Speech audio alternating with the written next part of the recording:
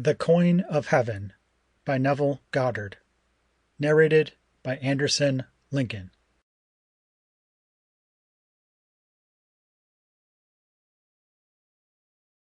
This being my last Sunday for a year, I wish to leave no doubt in your mind of what I tried to tell you in the last 19 lectures. So I'm going to ask a question which you can silently answer yourself.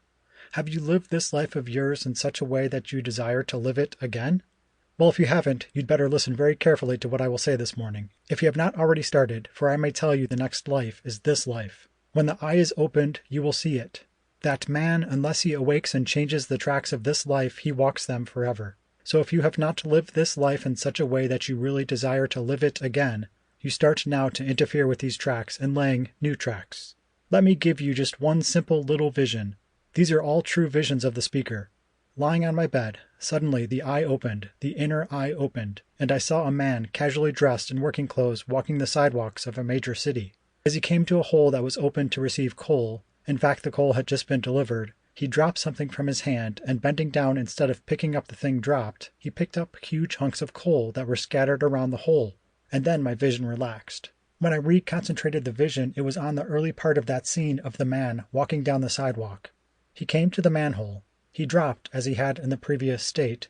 Bending down, he picked up the coal as he had done before. Everything was in detail.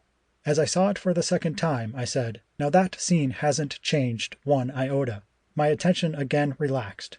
When I reconcentrated it, it was on the early part of the scene.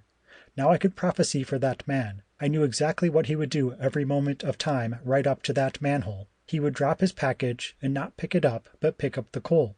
I knew he would look into that manhole and then change his mind either because someone below saw him pick it up and he didn't want the consequences of his action, or else he had a change of heart, but I knew in detail what that man would do. We are walking tracks and the tracks are forever, and by the mere curvature of time your next life is this life. You simply replay it. So if you have not so played it that you are proud of it, you start now and you start the change today. We have given you a system by which you change it. For those who haven't heard why I say you walk tracks, you are standing forever in the presence of an infinite and eternal energy, and from this energy all things proceed, but they proceed according to pattern. Energy is moving in a certain pattern, and you determine the pattern that it takes, for you actually lay down these tracks within you.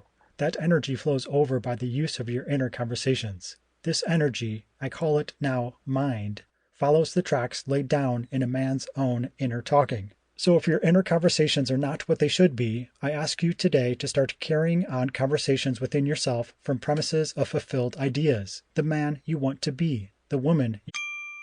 Sample complete. Ready to continue?